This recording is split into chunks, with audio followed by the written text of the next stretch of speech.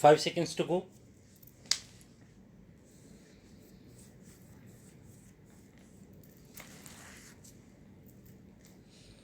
Start. Sir, some days ago I had the honor of presenting to the House the report of the Planning Commission on the second 5-year plan.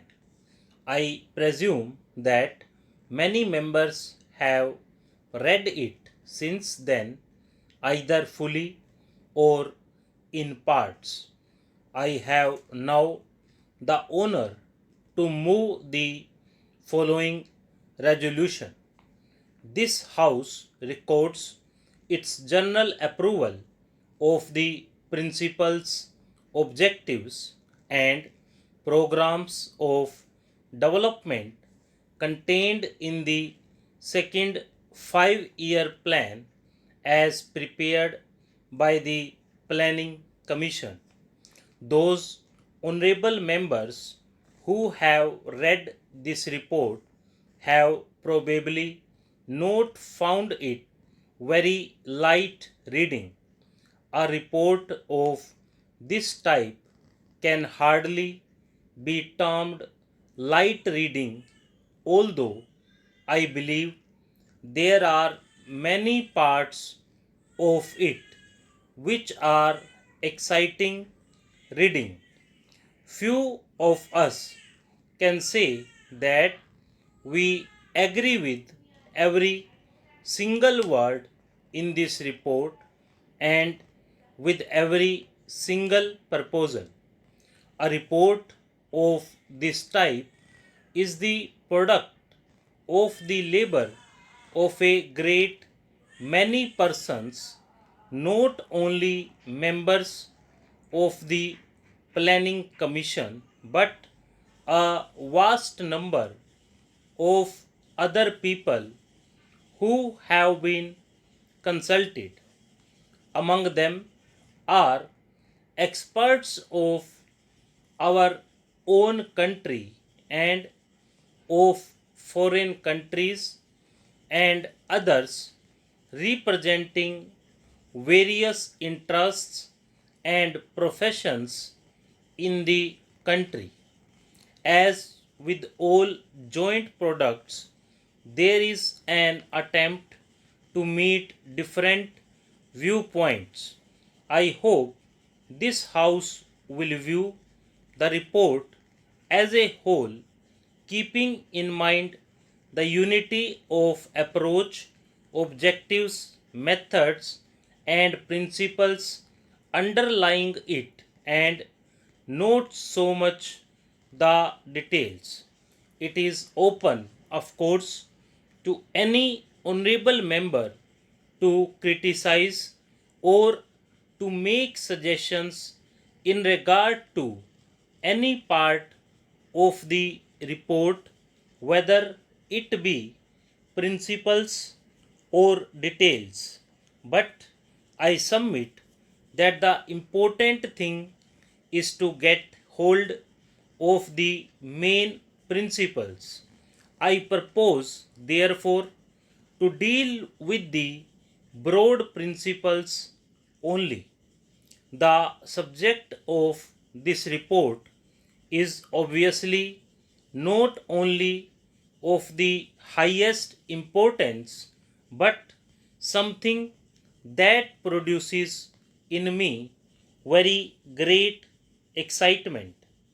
It is an exciting subject because it deals with the future of 360 millions of people.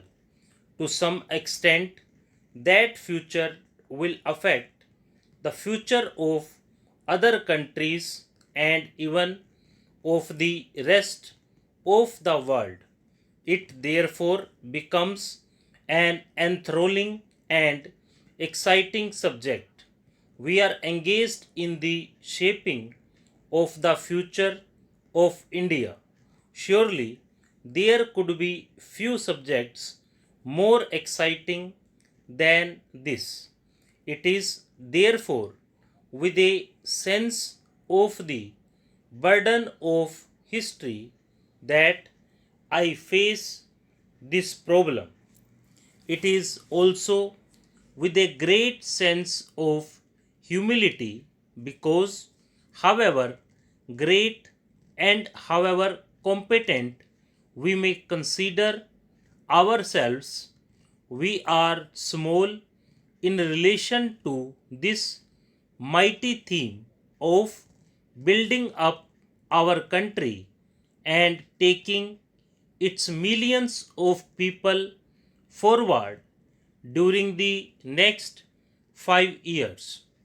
These 5 years are only some kind of a period that we fix for our convenience because there are no isolated periods in the march of a nation.